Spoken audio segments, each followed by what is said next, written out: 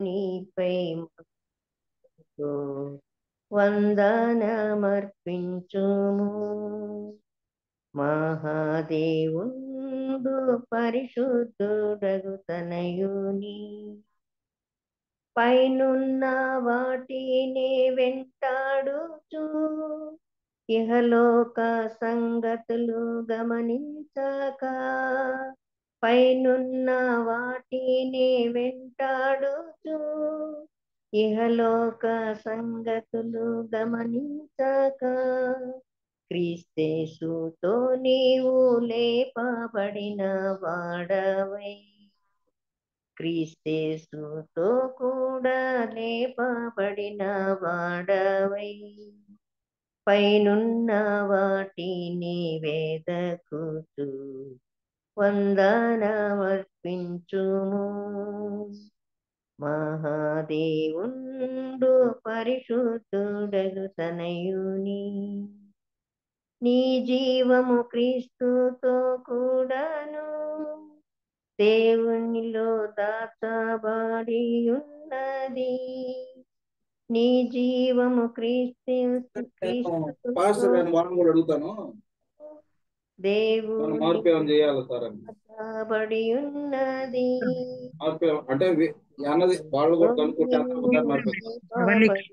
వాడవై క్రీస్తేసుతో నీవు లేపబడిన వాడవై క్షమించండి, అందరు మ్యూట్ లో ఉండండి అమ్మా. ఎవరు మాట్లాడుతున్నారు? ప్రవళిక ప్రవళిక మ్యూట్ చేసుకోమ్మా. ఎక్కడ ఉందో మార్పిచ్చి పెడతారు.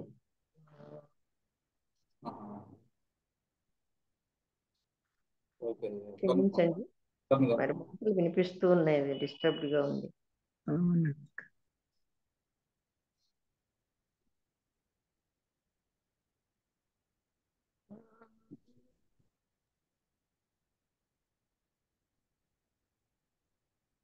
అంటే హోస్ట్ అది మ్యూట్ చేయొచ్చు, చెయ్యండి మీరు. అదే చేస్తున్నాను. ఓకే.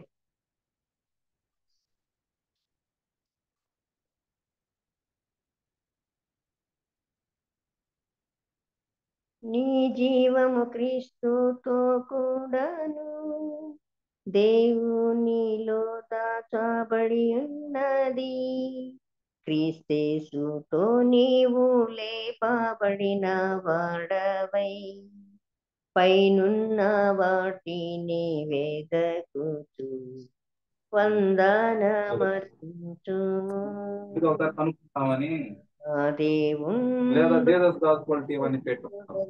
దేవుని అర్పించేను నీపై మక్కువతో వందనమర్పించుము. లోకాన నరభేదము పాటింపక పరలోక దేవుని సేవించుము. లోకాన నరభేదము పాటింపక పరలోక దేవుని సేవించుము. యేసుతో నీవు లేపబడిన నీవు లేపబడిన వాడవై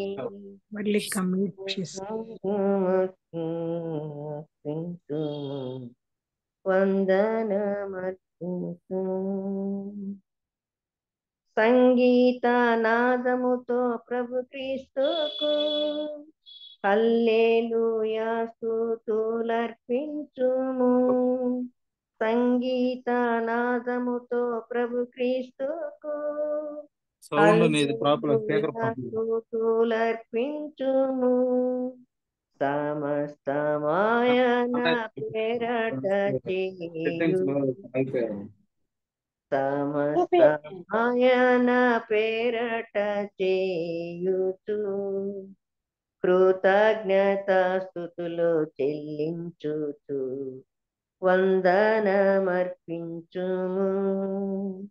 మహాదేవుండు పరిశుద్ధుడగు తనయుని అర్పించేను నీపై మక్కువతో వందనమర్పించుము. మక్కువతో నీపై హలో అర్పించేను సార్ నీ మక్కువతో వందనాలు సార్. వందనమర్పించుము. అదే అంతకుముందు మీటింగ్ కి నేను ఒంగోలు దగ్గర నుండి అంటే మాట్లాడడం పక్కన నుండి పిలిచాను కదా సార్. స్టీఫెన్ పాల్ బ్రదర్ మా ప్రవళిక మీకు వాట్సాప్ పెట్టాను సార్ కాంప్లీట్. మళ్ళీ అన్మ్యూట్ చేసుకుంటాను. నేను ఒకసారి మ్యూట్ చూడండి చేసుకుంటాను. దాంట్లో ఏమైనా మార్పు చేస్తారు.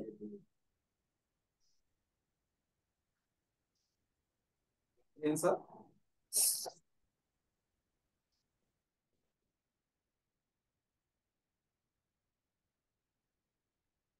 క్షమించండి, మరి తను ఉందో లేదో అక్కడ అర్థం కావడం లేదు. ఓకే, నా భయంకరమైన గొంతుతో ఒకసారి పాట పాట చూడండి సార్. విన్న మీ అందరికీ వందనాలు. వాట్సాప్ పెట్టాను. చక్కటి పాట. వీళ్ళు ఎందుకు అన్మ్యూట్ చేస్తున్నారో అర్థం కాలే. సిస్టర్ వాళ్ళది ఫోన్ నెంబర్ ఉంటే ఒకసారి చెయ్యండి అది సిస్టర్. ఆపడం నా కుదరదండి. దగ్గర లేదమ్మా. ప్రవళిక ఎందుకు? ప్రవళిక ఫోన్ నెంబర్ గాని ఉంటే ఒకసారి చేస్తే బెటర్ ఏమో. లేదు, ఎడ్మిన్ ఎవరో వాళ్ళు చెయ్యొచ్చండి. ఎడ్మిన్ ఉన్న వాళ్ళు మ్యూట్ లో పెట్టచ్చు. చేస్తున్నాము, మళ్ళీ అన్మ్యూట్ చేసుకుంటున్నారు వాళ్ళు. మేము పర్మనెంట్ గా చేయడానికి కాదు అది. నేను మ్యూట్ చేసినట్లల్లా ఆమె మళ్ళీ రిమూవ్ చేస్తుంది. ఆమెనో ఆయనో ఎవరో ఆమె ఉన్నట్టు లేదు, పిలుస్తుంటే పలకడం లేదు కదా. చేస్తున్నారు ఆయన వాయిస్. ఆయన వాయిస్ వినిపిస్తుంది, ఆమె వాయిస్ వినిపించడం లేదు. ఎవరు మరి? ఓకే, ఈరోజు వాక్య పరిచర్య కూడా నాదే. మరి మా సంఘం వాళ్ళందరూ నిన్న ప్రకటించిన రీతిగా ఈరోజు కామారపల్లికి వాక్య పరిచర్యకి వెళ్ళారు స్త్రీలందరూ కలిసి. అక్కడ మరి స్టార్ట్ చేసింటారు అనుకుంటాను ఈ పాటికి. మరి ఈ దిన వాక్యాన్ని అనుకోకుండా నాకు ఇచ్చారు.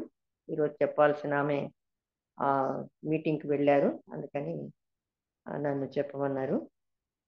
సో ఒక చిన్న క్విజ్ కూడా అడుగుదామని అనుకుంటున్నాను. ఈ క్విజ్ మా సంఘంలో ఒకసారి పెట్టారనమాట. క్విజ్ ఎక్కడ పెట్టానో పేపర్, లేకపోతే వాక్యంలోకి డైరెక్ట్గా వెళ్ళిపోదాం. పెట్టేస్తాను.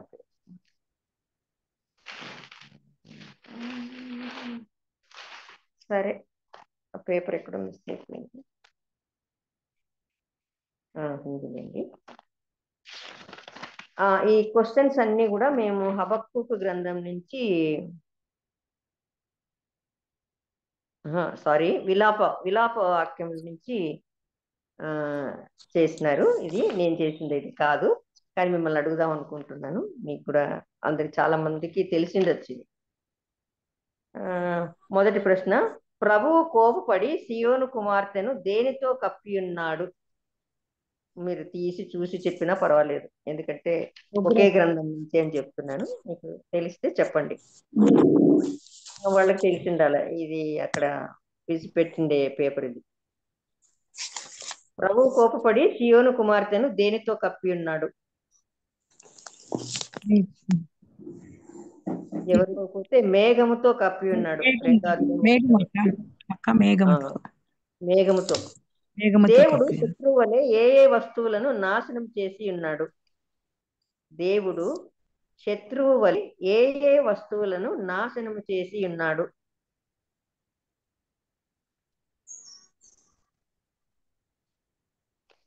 ఎవరికి తెలియదా? కంటికి అందమైన వస్తువులన్నిటినీ నాశనం చేశాడంట. అదే 2వ అధ్యాయం 4వ వచనంలో ఉంటుంది. యెహోవా సియోనులో ఏ దినమును మరవబడినట్లు చేసెను? యెహోవా సియోనులో ఏ దినమును మరవబడినట్లు చేసెను?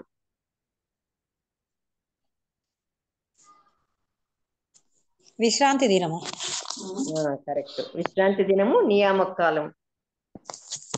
ఇశ్రాయేలీలు చెరలోనికి వెళ్ళినప్పుడు అక్కడ వారికి ఏమి లేకపోవునట్లు చేశాడు? ఇస్రాయేల్ పోయినప్పుడు వాళ్ళకి ఒకటి లేదు, ఏం లేదు. ధర్మశాస్త్రము. Yes, correct.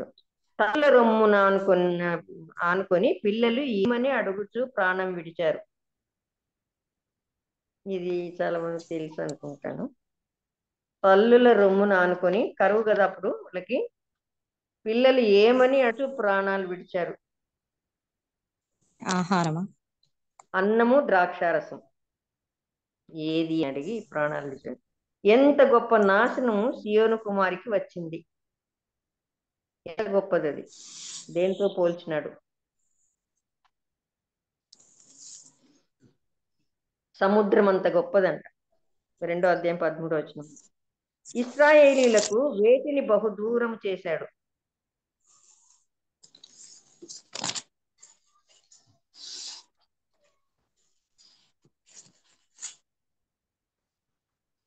దేన్ని దూరం చేసినాడు వాళ్ళకి?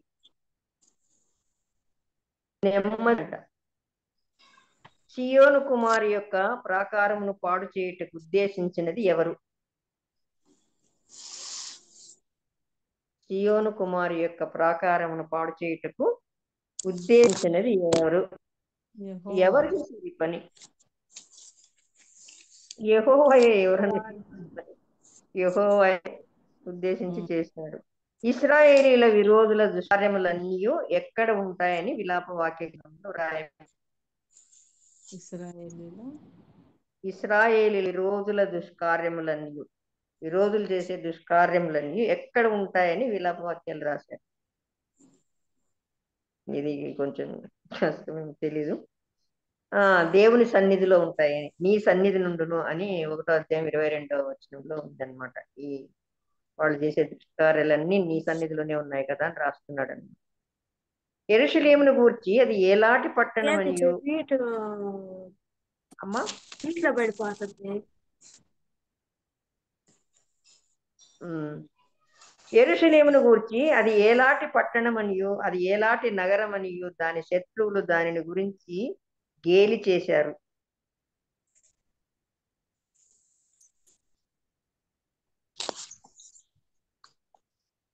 ఇది కూడా పరిపూర్ణ సౌందర్యం గల పట్టణం, సర్వభూనాసులకు ఆనందకరమైన నగరం అని. అబ్బా అమ్మా, మ్యూట్ లో పెట్టుకోండి అమ్మా, మీరు చాలా డిస్టర్బ్ ఉన్నారు. హలో, ఎవరు అందరు మ్యూట్ లో పోండి. ఆన్సర్ చెప్పాలనుకున్నప్పుడే అన్మ్యూట్ చేసుకోండి. దయచేసి మ్యూట్ లో పెట్టుకోండి అమ్మా. నేను ఎన్నిసార్లు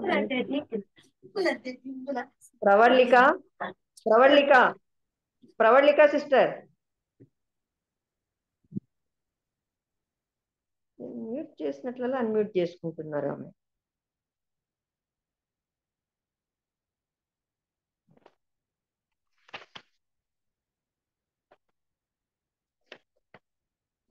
తండ్రులు పాపం చేస్తే దాని దోష శిక్షణ అనుభవించినది ఎవరు? పిల్లలు. ఈజీగా చెప్పచ్చు. తండ్రులు పాపం చేస్తే దాని దోష శిక్షణ అనుభవించింది ఎవరు? సియోను ప్రియ కుమారులు. 5వ అధ్యాయం 7వ వచనం. తాను ఎలాంటి బాధను అనుభవించిన నగరులని దేవుడు చెబుతున్నాడు. పర్మిషన్ ఇచ్చారుగా, జరుగుతుంది. ఫోన్ ఎవరి దగ్గర ఇచ్చిందో ఆమె ఇచ్చారు, ఇదంతా వస్తుంది. ఇవ్వకుండా వీడియో అట్ అవుతుంది. వీడియో వస్తుంది, వాళ్ళ పర్మిషన్ ఆన్ లో ఉంటేనే పర్మిషన్ వచ్చేది.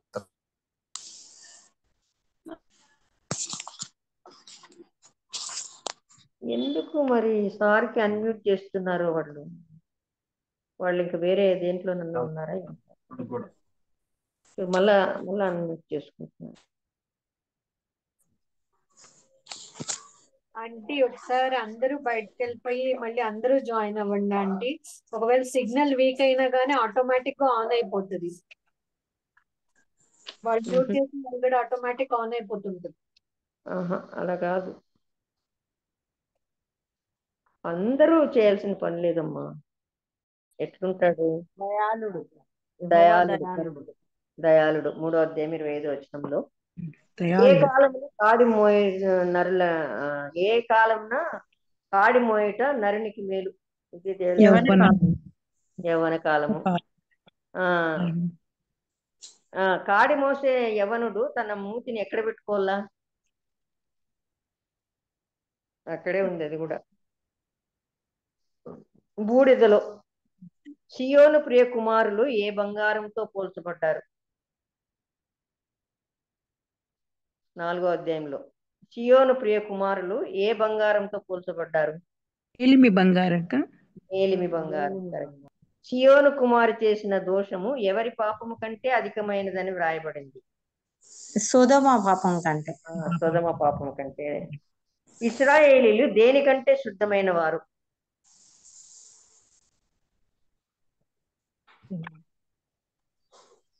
4వ అధ్యాయంలోనే హిమము కంటే.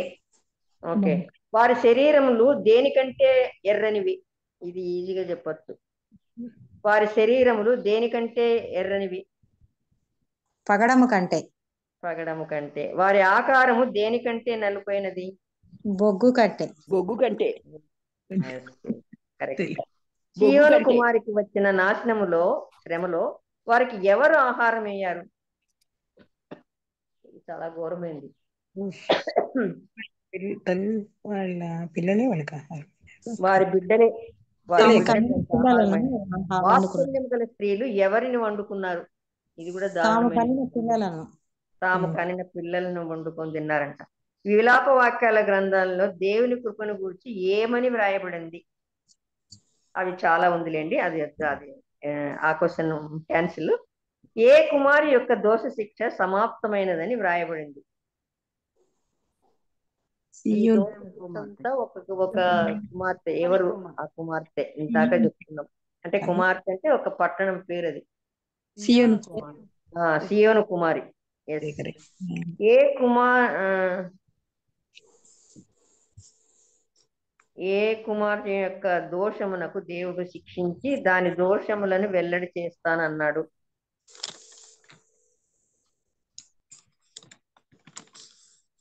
ఇది కూడా ఒక పట్టణమే, ఒక జాతి. ఏ కుమారి యొక్క దోషమునకు దేవుడు శిక్షించి దాని దోషం చేస్తానన్నాడు? ఎదోము. సియోను కుమారి యొక్క దోష శిక్షను సమాప్తమైంది అన్నాడు. ఈ దోషమునకు దేవుడు శిక్షించిండేది ఎవరిని అంటే ఎదోమీలు. శాపవాక్యములు చివరి అధ్యాయము చివరి వచనంలో వారు చేసిన ప్రార్థన ఏమి? ఇది చాలా ముఖ్యమైన ప్రార్థన చేశారు వాడు.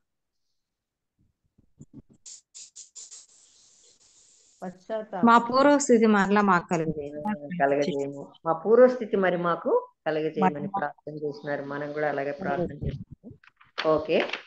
మంచిగా. అంటే నేను సడన్ గా చెప్పి అడిగాను కాబట్టి అన్నిటికీ చెప్పలేకపోయినారు, పర్వాలేదు. లాస్ట్ లో చాలా బాగా చెప్పారు.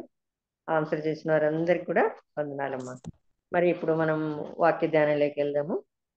నా వాక్య ధ్యానం కొరకు సామెతల గ్రంథము 31వ అధ్యాయము 30వ వచనం. అందము మోసకరము, సౌందర్యము వ్యర్థము, యెహోవా యందు భయభక్తులు కలిగిన స్త్రీ కొనియాడబడును. ఇది అందరికీ బాగా తెలిసిన వాక్యము. దీంట్లో నుంచి దేవుడు ఈ రోజు మనతో ఏం మాట్లాడనే పాఠం నేర్పించినాడు దాని కొరకు చిన్న ప్రార్థన, దేవుని సహాయం కొరకు ప్రార్థించుకుందాము. దయాకరుణ వాత్సల్యం కలిగిన దేవ, నీకు వందనాలు, స్తుతులు, స్తోత్రములు. ఇంతవరకు మీరు మాతో ఉండి మమ్మల్ని తండ్రి పాట ద్వారా నిన్ను మహిమపరచగా మీరు ఆనందించారని నమ్ముతున్నాము. అలాగే క్విజ్ లో కూడా తండ్రి ప్రభు మీరు చేసిన సహాయం కొరకు స్తోత్రం చెల్లిస్తున్నాం నాయన. మరి ఈ సమయాన్ని మీరు మాకు అనుగ్రహించిండగా దీన్ని మేము వ్యర్థపుచ్చక నా తండ్రి ప్రభు ఈ కూడికి అంతట్లో మీరు ఆది అంతమేయండి మమ్మల్ని నడిపించమని, మీ ఆత్మచేత మమ్మల్ని నింపమని చెప్తున్న వారిని వింటున్న వారిని తండ్రి ప్రభు మీరు అభిషేకించమని కూడా ప్రార్థిస్తున్నాం నైనా. అల్పురాలు నయోగురాలు నన్ను ఈ నోటి ఊరుగా వాడుకోవడానికి ఇష్టపడినందుకు వందనాలు, స్తోత్రాలు ప్రభు. నా నుంచి మరి నా సొంత మాటలు కాక మీ మాటలే, మీరు చెప్పిన మాటలే నేను పలకడానికి నా తండ్రి ప్రభు నా నోటిని బూరగా వాడుకోమని తండ్రి వేడుకుంటున్నాను. నన్ను మీ చాటును మరుగుపరచండి, మరొక మీరే ముందుండి నడిపించమని తండ్రి ప్రార్థిస్తున్నాం. ఇంతవరకు చేసిన మేళ్లు చూసిన కృపలకు వందనాలు చెల్లిస్తూ ఈ దినం కూడా తండ్రి మాతో మాట్లాడిన మాటలను బట్టి మా హెచ్చరికలు, మా దిద్దుబాట్లు మరి మా పురికొల్పును మరి నా తండ్రి మేము గ్రహించగలిగే జ్ఞానం కూడా మాకు అనుగ్రహించమని, చేరి వచ్చిన ప్రతి బిడ్డను కూడా దీవించమని, ఆ తర్వాత ఈ ఇన్స్ట్రుమెంట్ ద్వారా ఎలాంటి ఇబ్బంది డిస్టర్బెన్స్ లేకుండా చేయమని తండ్రి ప్రభా, అంతరాయాల నుంచి తండ్రి మమ్మల్ని తప్పించమని, మరి ప్రతి ఒక్కరి ఇన్స్ట్రుమెంట్ సరిగా పనిచేయడానికి నైనా కృప చూపించమని, ఎలక్ట్రికల్ వల్ల కానీ తండ్రి ఏ విధము చేత కూడా తండ్రి మరి నాయన అంతరాయం కలగకుండా కాపాడమని మీ ప్రియ కుమారుడు మా ప్రియ ప్రభు అని వేస్తున్నాము మేము ప్రార్థిస్తున్నాం తండ్రి. ఆమేన్. ఆమేన్. ఇక్కడ మనం చదువుకున్న వాక్యం మనందరికీ చాలా సుపరిచితమైనది. అందము మోసకరము, సౌందర్యము వ్యర్థం. అందం మామూలుగా ఎవరికి ఎక్కువ అని అనుకుంటామంటే స్త్రీలకే కదా. స్త్రీలు ఏదో ఒక విషయంలో ప్రతి ఒక్కరు కూడా అందంగా ఉంటారు. అందహీనంగా ఉన్నారు అనే వాళ్ళకు కూడా ఏదో ఒక అవయవం వాళ్ళకి అందంగా ఉంటుంది. వాళ్ళ మాట తీరు, వాళ్ళ వాయిస్ బాగుండొచ్చు, వాళ్ళ కళ్ళు వరుస బాగుండొచ్చు కదా. మనం నీగ్రోస్ని చూస్తాం, ఎంత భయంకరంగా ఉంటారు కదా, ఇంత లావు లావు పెరుగులు వేసుకొని నల్లగా బొగ్గులాగా ఉంటారు, అట్లంతా అనుకుంటాం కదా. వాళ్ళైతే ప్రతి ఒక్కరు ఎక్సలెంట్ సింగర్స్, ఎక్సలెంట్ డాన్సర్స్. వాళ్ళు డాన్స్ చేసినట్లు, వాళ్ళు పాడినట్టుగా ఇంకా ఎవ్వరూ పాడరు అనమాట. ప్రపంచంలో ప్రఖ్యాతిగాంచిన singers majority of them are from African countries అన్నమాట. అంటే చాలా మంది పాటగాళ్ళు, పాటకత్తెలు మరి అందరు కూడా నల్ల జాతి వాళ్ళే అయింటారు. మరి డాన్సులు కూడా వాళ్ళు చేసినట్టు ఇంకెవ్వరు చేయరు కదా. ప్రపంచం అందరికీ తెలిసిన వ్యక్తి మైకేల్ జాక్సన్ కదా. మైకేల్ జాక్సన్ చేసినట్లుగా ఎవరు ఊరికే ఆయన అనుకరిస్తున్నారు, కానీ ఆయన కంటే బాగా చేశారు అనేవాళ్ళు ఈ రోజుకు లేరు. ఊరికే ఆయన చూసి చేస్తున్నారు, ఆయనలాగా చేస్తున్నారు అనేవాళ్లే ఉన్నారు, కానీ ఆయన కంటే బాగా అని చేయలేదు ఎవరు. మరి సో దేవుడు అలా ఆశీర్వదిస్తాడు అనుకో, ప్రతి వ్యక్తిలో కూడా ఒక అందం అయితే ఉంటుందన్నమాట. సో అది కొంత మోసకరం, దాన్ని బట్టి అతిశయించకూడదు. దాన్ని బట్టి ఏమైతుందంట, అది వ్యర్థమైపోతుంది అనమాట. వ్యర్థమవుతుంది అని వాక్యంలోనే సెలవిస్తుంది. అందం మోసకరము, సౌందర్యం దాన్ని బట్టి మనం గర్వించిన, దాన్ని బట్టి మనం అతిశయించిన అది వ్యర్థమే అయిపోతుంది, అది మోసం చేస్తుంది మనల్ని. అందము ఎక్కడికి మనల్ని తీసుకువెళ్ళదు అనమాట. అందుకని ఏమంటాడు, యెహోవా యందు భయభక్తులు కలిగిన స్త్రీ కొనియాడము. ఆడవాళ్ళే చాలా మటుకు అందానికి ఇంపార్టెన్స్ ఇస్తారు, ఆడవాళ్ళే అందంగా ఉంటే బాగుంటుంది అని అనుకుంటారు. కనుక ఆడవాళ్ళకే చెప్తున్నారు అనమాట. ఏమంటున్నాడు, యెహోవా యందు భయభక్తులు గల స్త్రీ. భయభక్తులు, యెహోవా యందు భయభక్తులు కలిగిన స్త్రీ చాలా అందంగా అనిపిస్తుంది అనమాట. వాళ్ళ ఫిజికల్ అపియరెన్స్ కాదు, కానీ ఆయన పట్ల ఉన్న భయం చేత, భక్తి చేత ఆ స్త్రీ అందంగా ఉంది, కొనియాడబడుతుంది అనమాట. అంటే వాళ్ళ గుణగణాలను బట్టి అవి అందాన్ని తెచ్చి పెడతాయి వాళ్ళకి, దాన్ని బట్టి వాళ్ళని ప్రశంసించే వాళ్ళు ఉంటారు.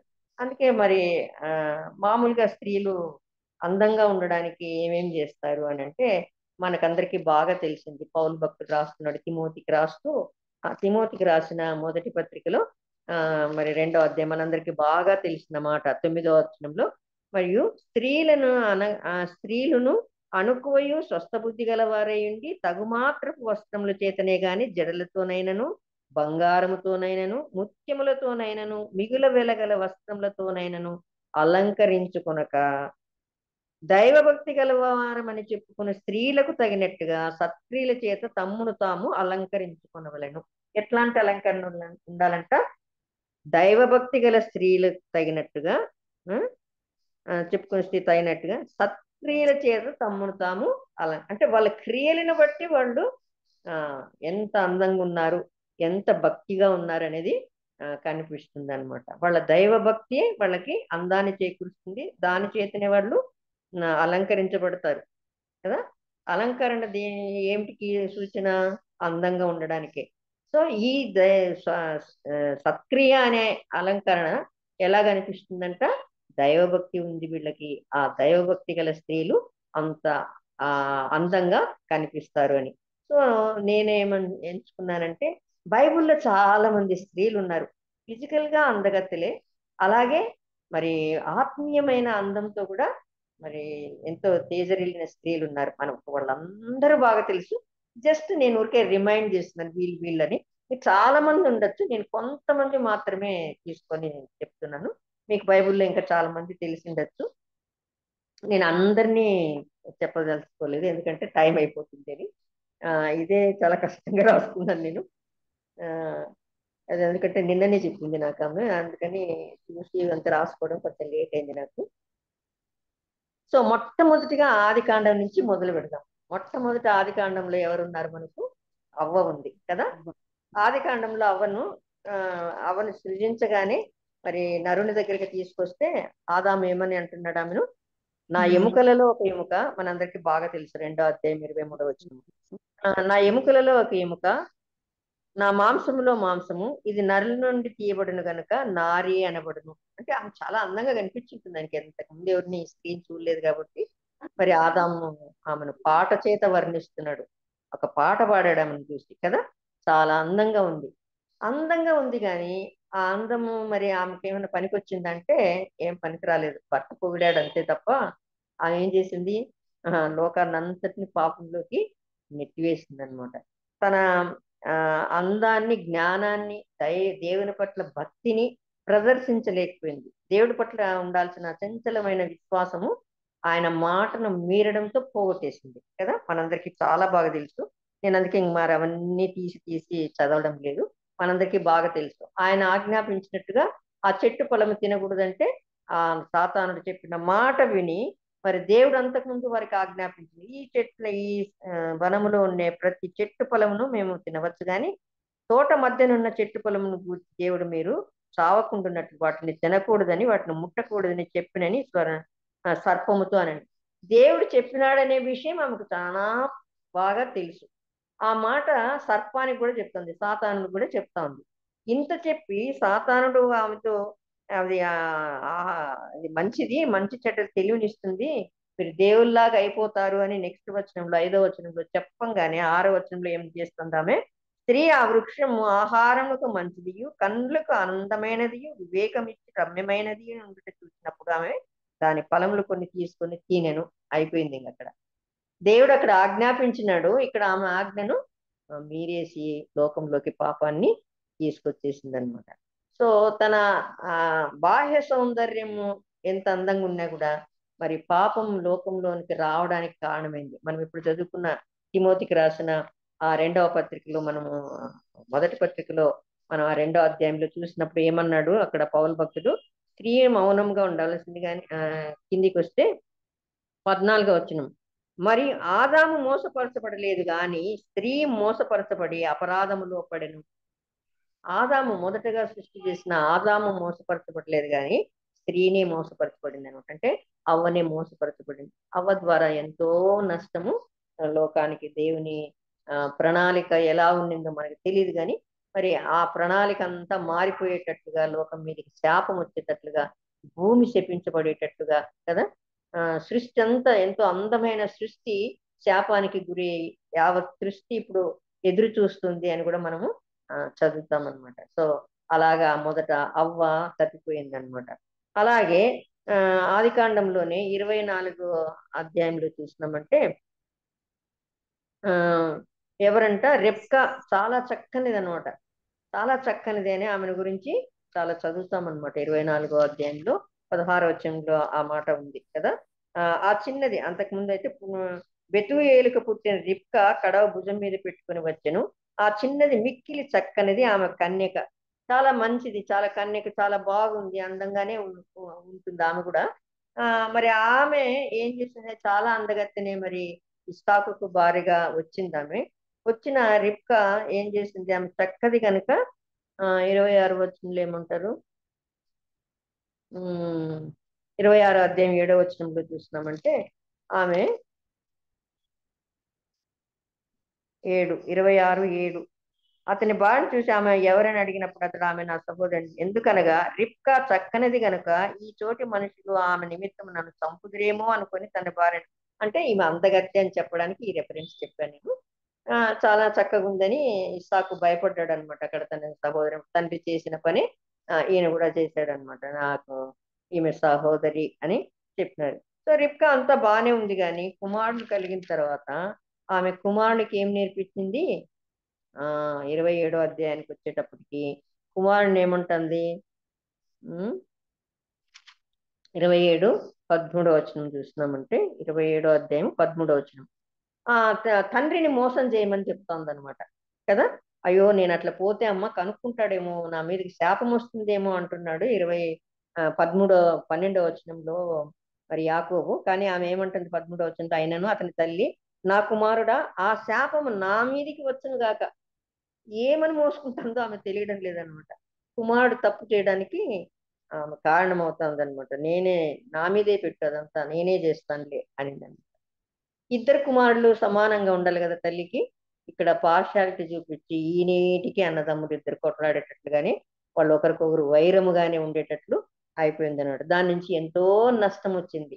ఆమె మరి తన జ్ఞానాన్ని ఉపయోగించుకోలేదన్నమాట. సత్క్రియ చేయలేకపోయింది. మంచి పని చేయాల్సింది పోయి ఆమె మరి తప్పుడు మరి సమాచారాన్ని లోకానికి ఇచ్చినట్టయింది అన్నమాట. ఒక కొడుకును బాగా చూడడము, ఒక కొడుకును సరిగా చూడకపోవడం. ఒక కొడుకే వస్తాను, భర్తకు నచ్చ చెప్పాలి కానీ అట్లాంటిది తండ్రిని మోసం చేయవచ్చు అని కొడుకు నేర్పించినట్టుగా మరి పేరు కూడా కరెక్ట్ గానే పెట్టినారు, యాకోబు అని, మోసగాడని. ఆ మోసగాడి పేరుకి తగినట్టుగా ఏమో మోసం చేసేది. మరి పాపం ఆయన అయితే చాలా నిజాయితీగా నాకు అక్కడ చూసినప్పుడు అనిపించింది, నిజంగా మోసం చేయాలని లేదేమో యాకోబుకి. ఆ ఒకవేళ 12వ వచనం, ఒకవేళ నా తండ్రి నన్ను తడివి చూసినప్పుడు నేను అతని దృష్టికి వంచకుడుగా తోచిన ఎడల నా మీదికి శాపమే గాని ఆశీర్వచనము తెచ్చుకున్నానని చెప్పాను. ఒక భయపడుతున్నాడు, తప్పు కదా అది అని. కానీ ఈమె చాలా ధైర్యంగా ఆ శాపం మీద వస్తే నా మీదకి రానిలే, నువ్వు పో అని చెప్తుంది అనమాట. సో అక్కడ రెబ్కా కూడా తప్పిపోయింది. తన మంచి కార్యం చేయాల్సింది పోయి సత్క్రియ చేయకుండా ఆ కారణం చేత తను కుమారునికి తప్పు సమాచారాన్ని ఇచ్చిందనమాట. తప్పు చేయడానికి ఆస్కారం కల్పించింది. అలాగే మరి నిర్గమకాండంలో చూస్తాం. నిర్గమకాండము నెక్స్ట్ అధ్యాయం నిర్గమకాండము. నిర్గమకాండం 2వ అధ్యాయంలో మనకందరికి బాగా తెలుసు. 9వ అధ్యాయంలో ఏమంటుంది, అక్కడ మనకందరికి బాగా తెలిసిన విషయం ఏమంటే యొకోబేదు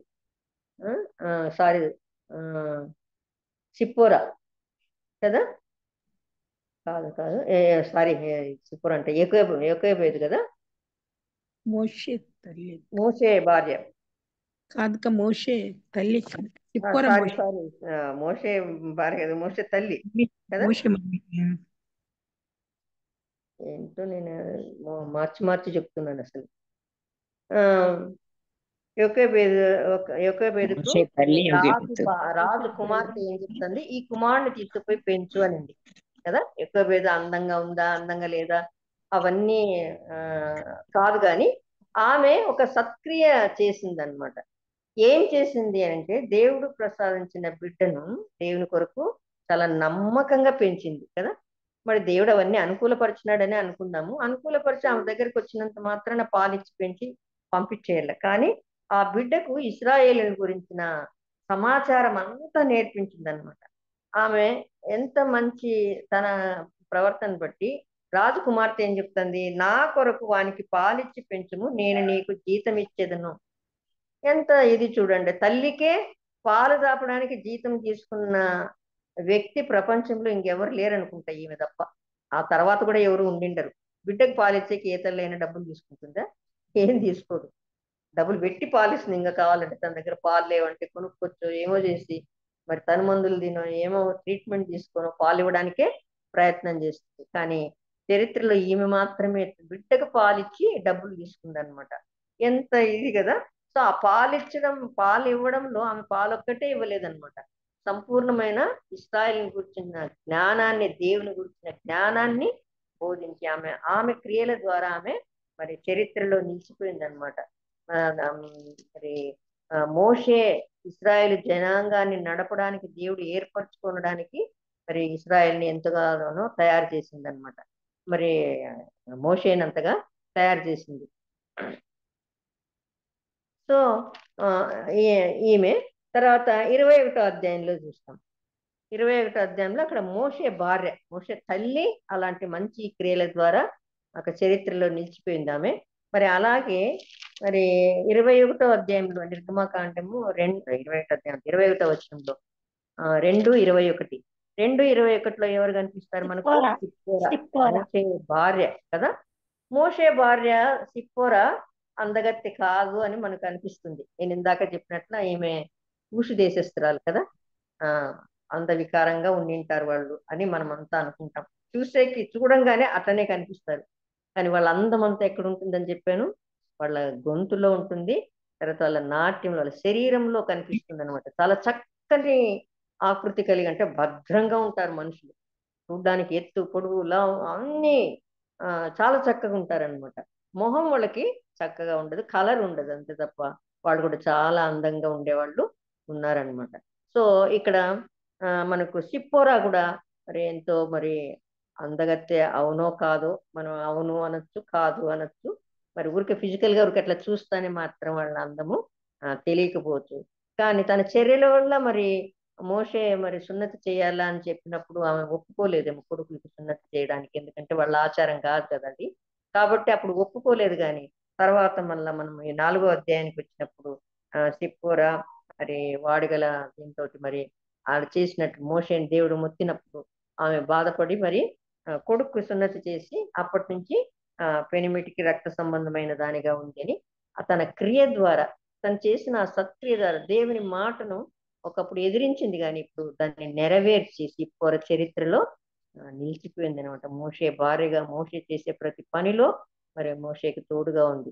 కొంతకాలం తండ్రి దగ్గర ఉంది, కానీ రగుయేలు మరి తీసుకొచ్చామను మోషే దగ్గర వదిలిపెట్టినట్టుగా చూస్తున్నాం. పిల్లలందరూ మరి పిల్లల్ని ఎంతో చక్కగా పెంచిందనమాట మోషే. మోషేకి చేదోడు వాదోడుగా ఉంది. ఆమె క్రియను బట్టి ఆమె తెలియబడింది అనమాట. అంతకుముందు మరి మోషే మాట వినలేదేమో, కానీ ఈ చర్య ద్వారా ఆమె చేసిన ఆ సున్నతి ద్వారా అప్పుడు ఆమె ఈ సున్నతిని బట్టి నీవు నాకు రక్త సంబంధమైన పెనిట్ నేను, సో ఆ దోషాన్ని పోగొట్టి మోషే బ్రతకడానికి తన సత్క్రియ ద్వారా మోషేని ఆమె బ్రతికిచ్చింది. దేవుని ఉగ్రత నుంచి తప్పించుకున్నాదనమాట. సో అది ఆమె ఇది. తర్వాత మరి నెక్స్ట్ ఎవరిని సంఖ్యాకాండంలో మనము ఒక వ్యక్తిని చూస్తాం. 12వ అధ్యాయం కదా, 12వ అధ్యాయము 1వ వచనం. సంఖ్యాకాండము 12:1 ఎవరైనా తీస్తే చదవచ్చు. లేవ్యకాండంలో అన్ని ఆజ్ఞలు అవి. సంఖ్యాకాండం 12వ అధ్యాయం 1వ వచనం ఏమనుంది? మోషే కూషు దేశపు స్త్రీని పెళ్లి చేసుకుని ఉండను గనక అతడు పెళ్లి చేసుకుని ఆ స్త్రీని బట్టి మిరియాము అహరోనులు అతనికి విరోధంగా మాట్లాడిరి. ఇదే కదక్క? చాలు చాలు చాలు చాలు. ఇక్కడ మరి మిరియాం, ఇక్కడ మిరియాం కదా, సిప్పోరా కాదు, కానీ మిరియాము ఈ కూషు దేశస్థాలను పెళ్లి చేసుకున్నాడని, సిప్పోరాని పెళ్లి చేసుకున్నాడని సణిగినారంట. మరి నేను చెప్పినట్లుగా చూడంగానే వాళ్ళు అందంగా కనిపించరు, దీన్ని బట్టి మరి వాళ్ళు సనిగినట్టుగా చూస్తున్నాం అనమాట. ఇట్లాంటి అంటే మోషే చాలా అందంగా ఉండేవాడు అని విన్నాం, చాలా అందంగా ఉండేవాడు మోషే అని. అట్లాంటి వానికి ఇంత నల్లగా ఉండే ఆమె పెళ్లి చేసుకున్నాడు అంటే వాళ్ళు లేరు కదా ఆయన పెళ్లి చేసుకునేటప్పటికి, కాబట్టి వాళ్ళు సనిగినట్లుగా చూస్తాం అనమాట. మరి మిరియాం ఎంతో అందంగానే ఉండింటుంది, ఎందుకంటే ఈ మోషే అందంగా ఉన్నాడు, తర్వాత అహరోను కూడా అందంగా ఉండింటాడు, వాళ్ళందరూ అందంగానే ఉండిండొచ్చు. మిరియాము బాహ్యంగా అందంగా ఉండొచ్చు, కానీ ఈ చర్య ద్వారా ఆమె ఏమైపోయింది, తన అందాన్ని అంతని పోగొట్టుకుంది. ఎంతో మంచిగా సత్క్రియ చేసిందాం కదా, స్త్రీలందరినీ నడిపించింది, పాటలు పాడుతూ తంబురలు వాయిస్తూ వాళ్ళని వాయిద్యాలు వాయిస్తూ పాడుతూ మరి ప్రోత్సహించింది స్త్రీలందరినీ మరి కలిసి నడిచి వెళ్ళడానికి ఆ ఇశ్రాయేలు జనాంగంలో. మరి అట్లాంటి ఆమె ఈ చిన్న చర్య ద్వారా మరి సనగడం ద్వారా, అది మంచి పని కాదు, అది సత్క్రియ కాదు, దాని ద్వారా ఒక మచ్చ ఏర్పడింది అనమాట. ఆమె ద్వారా మొత్తం ఎంటైర్ నేషన్ అనే చెప్పాలి వాళ్ళని.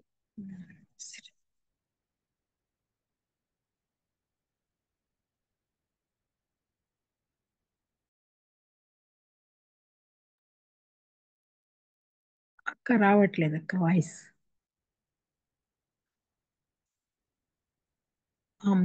అమృతక్క వాయిస్ రావట్లేదు అక్క.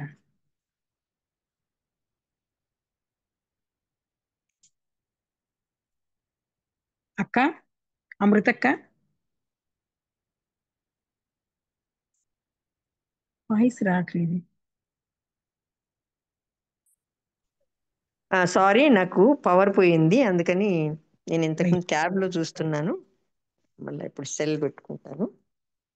క్షమించండి. ఇది ఎక్కడ పోయింది?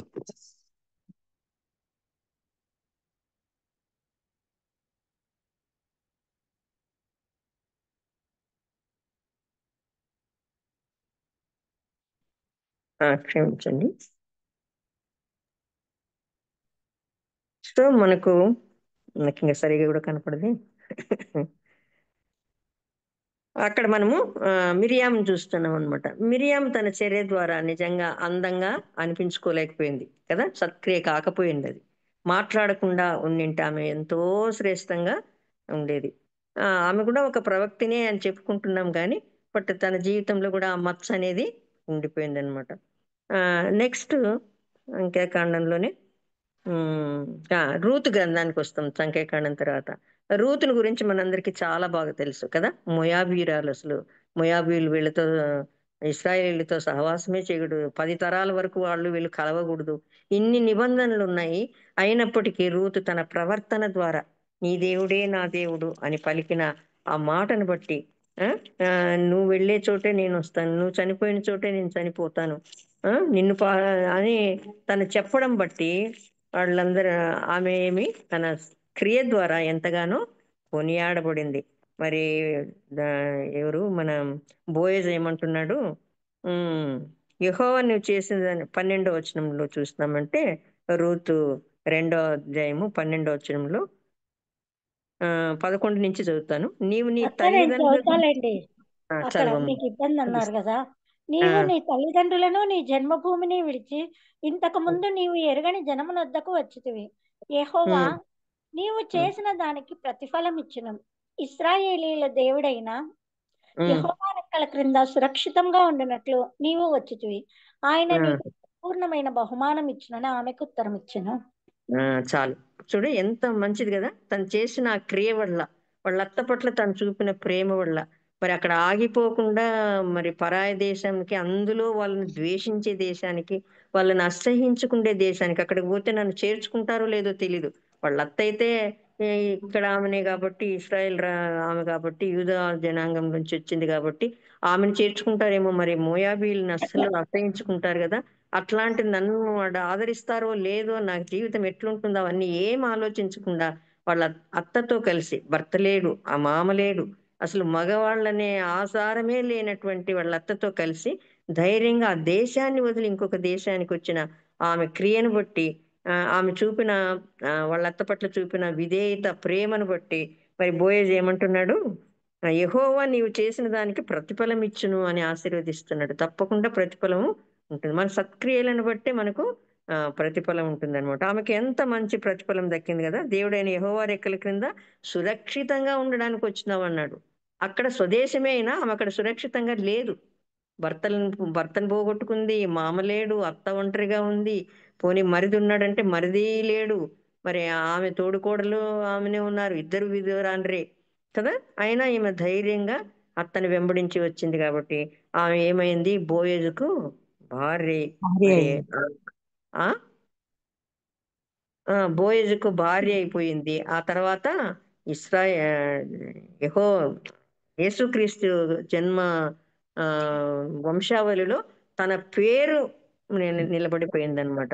రూత్ యొక్క పేరు నిలబడిపోయింది. మంచి సత్క్రియ చేసింది. ఇంతకు ముందు మంచి వాళ్ళుగానే ఉన్నారు, అందంగానే ఉన్నారు ఫిజికల్ గా, కానీ వాళ్ళు ఏం కాలేకపోయినారు, వాళ్ళ సత్క్రియల ద్వారా మెప్పు పొందలేకపోయినారు కదా. ఈమెతే తన సత్క్రియ ద్వారా, అందంగా ఉందో లేదో మనకు తెలియదు కానీ రూతు తన సత్క్రియ ద్వారా ఎంతో గొప్పగా పేరు సంపాదించుకొని ఆ గొప్ప వంశంలో తన పేరును నిలుపుకుందనమాట. అలాగే సమూయేలు మొదటి గ్రంథం 1వ అధ్యాయము, మరి అక్కడ మనం ఎవరిని చూస్తాము, అన్న ప్రార్థన ఏమని చేసింది, సంతానం లేకపోతే నువ్వు నాకు సంతానాన్ని ఇస్తే సంతానాన్ని నీకు మొక్కుబడిగా ఇస్తాను అని 11వ వచనంలో మనం ఆ ప్రార్థన అంతా చదివితే మనకు అర్థమవుతుంది కదా. టైం అవుతుంది.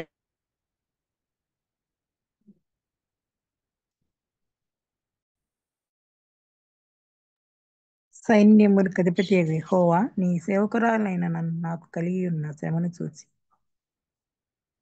అక్క వాయిస్ పోయింది మళ్ళా పోయింది కొడుకు నేను ఇట్లనే అడుగుతాం, నాకు సంతానం లేదు, సంతానమే అంటాం గాని ఆ సంతానాన్ని ఏం చేస్తామో చెప్పం కదా. నా కొడుకు పుడితే నా వంశం వృద్ధి అవుతుంది, నా కొడుకు ఇట్లా చదువుతాడు, అట్లా గొప్ప పేరు తెస్తాడు, ఇట్లా అనుకుంటాం గాని ఈమె ఏమంటుంది చూడండి, ఆ నీ సేవకురాలనైనా నాకు మగపిల్లని దయచేసిన ఎడల వాని తల మీది క్షౌరపు కత్తి ఎన్నటికి రానియక వాడు బ్రతుకు దినములు అన్నిటను నేను వానిని యెహోవా నీకు అప్పగింతును. బా ఎంత మాట అండి, నీకు అప్పగిచ్చేస్తాను ఆ పిల్లవాడిని అంటా ఉంది. బ్రతికిన దినములన్నీ మొక్కుబడి చేసుకొనెను. ఆ మొక్కుబడిని ఆమె ఆ ప్రార్థన చేసి దాన్ని నెరవేర్చిందనమాట. అండ్ తర్వాత 24వ వచనం, పాలు మానిపించిన తర్వాత అతడు ఇంకా చిన్నవాడై ఉండగా ఆమె ఆ బాలుని ఎత్తుకొని 3 కోడులను ద్రాక్షరస తిత్తిని తీసుకొని షిలోహులోని మందిరంకి వచ్చెను. వారు ఒక కోడెను వదిలించి ఆ పిల్లవాడిని అక్కడ ప్రతిష్ఠ చేసినట్లుగా చూస్తామన్నమాట. ఈ బిడ్డను దయచేయమని యెహోవాతో నేను చేసిన మనవిని ఆయన నాకు అనుగ్రహించెను, కాబట్టి నేను ఆ బిడ్డను యెహోవాకు ప్రతిష్ఠించుచున్నాను. తాను బ్రతుకు దినములన్నిటను వాడు యెహోవాకు ప్రతిష్ఠితుడని చెప్పాను. ఎంత మంచి మాట! ఏ తల్లి చేస్తుందండి అట్లా? చిన్న పిల్లవాడిని పాలిడిచినాడంటే 5 ఏళ్ళ పిల్లోడు అయింటాడేమో, ఆ పిల్లవాడిని, అంత చిన్న పిల్లవాడిని అక్కడ వదిలిపెట్టడానికి, ఆమెకు ఎంతో కాలంగా పిల్లలు లేరు, పిల్లలు కావాలని అడిగింది, మరి దేవునికి ఇస్తానని మాట ఇచ్చిందనమాట. ఆమె సత్క్రియ, ఎంత మంచి క్రియ చేస్తా ఉంది ఆమె, దేవుని కోసం అర్పిస్తా ఉంది. నువ్వు నా మగపిల్లోడు ఇస్తే నా వంశం వృద్ధి అవుతుంది, నా భర్తకు పేరు వస్తుంది, నాకు పేరు వస్తుంది, ఇట్లా అనుకోలేదు.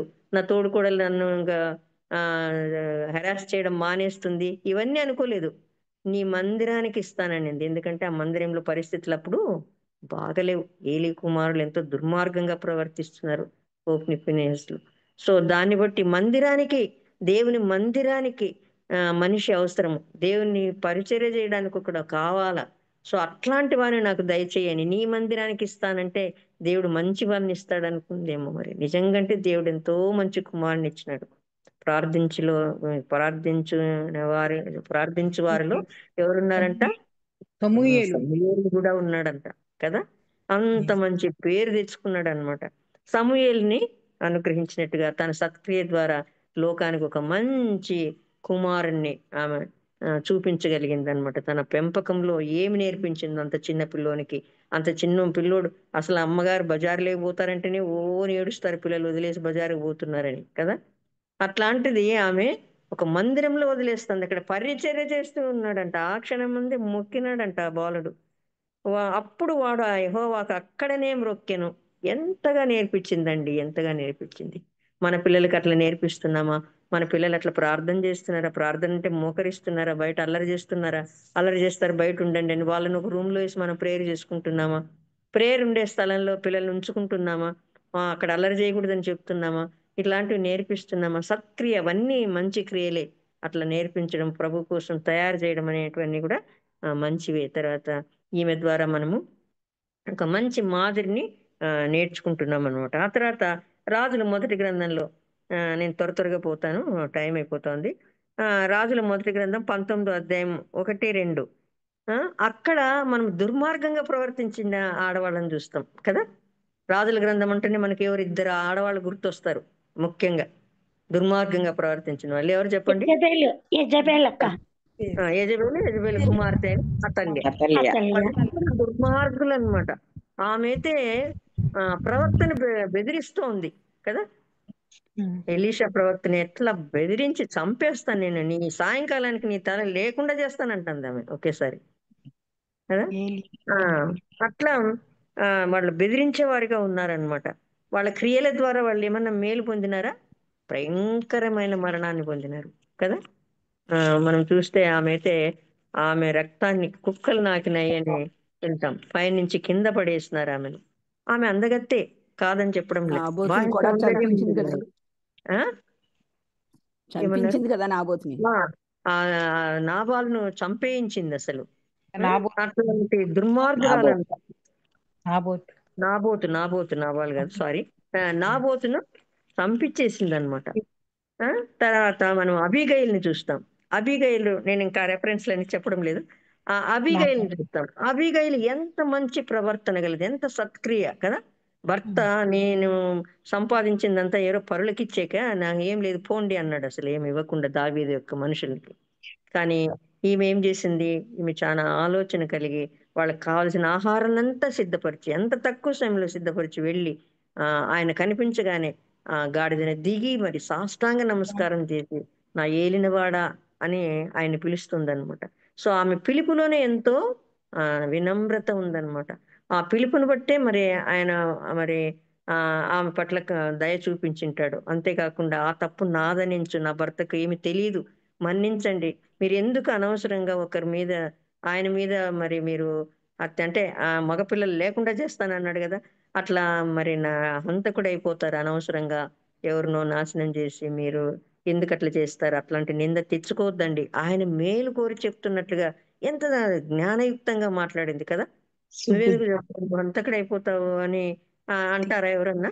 కానీ నువ్వు ఎందుకు హంతకుడైతావు ఇట్లాంటి వాడిని చంపి? అట్లా అవ్వద్దు. నువ్వు చరిత్రలో ఇంకా చాలా బాగా ఉండవలసిన వానివి అన్నట్లుగా ఆయన పొగిడినట్లుగా చెప్పి మరి ఆయన మనసును శాంతపరిచినట్లుగా చూస్తున్నాం అనమాట. సత్క్రియ, తన సత్క్రియ ద్వారా ఎంతో అందంగా కనిపించింది అనమాట. ఆమె బాహ్యంగా అందగత్తెనో కాదో మనకు తెలియదు, కానీ అందగత్తెనే అని అంటారన్నమాట అబీగైల్ని కూడా. కానీ ఆమె ప్రవర్తన మరింత అందాన్ని ఆమెకు తీసుకొచ్చింది అనమాట. సో మరి దావీదు ఆమెను వివాహం చేసుకున్నట్లుగా మనకందరికీ తెలుసు. అలాగే రాజుల 2వ గ్రంథంలో ఇంకొక స్త్రీ కనిపిస్తుంది మనకు, ఘనురాలైన స్త్రీ కదా. రాజుల 2వ గ్రంథము 4వ సునేమిరాలు సునేమిరాలు సునేమిరాలు సునేమిరాలు, ఘనురాలైన సునేమిరాలు అనమాట. ఆమె ఏం చేసింది? ఎలీషాను, మరి శూనేం పట్టణంలో ఉండాము కాబట్టి ఆమె శూనేమిరాలు అంటున్నారు. మరి ఆమె ఎంత గొప్ప కార్యం చేసినప్పటికీ, ప్రవక్తకు అంత మరి పరిచర్య చేసి మంచి పేరు తెచ్చుకున్నప్పటికీ ఆమె పేరైతే రాయబడలేదు ఏమీ అని. బైబిల్లో చాలా విచిత్రంగా ఉంటుందన్నమాట. దేవుడు ఏది రివీల్ చేయాలనో అదే చేస్తాడు, ఏవి చేయకూడదు చేయడు.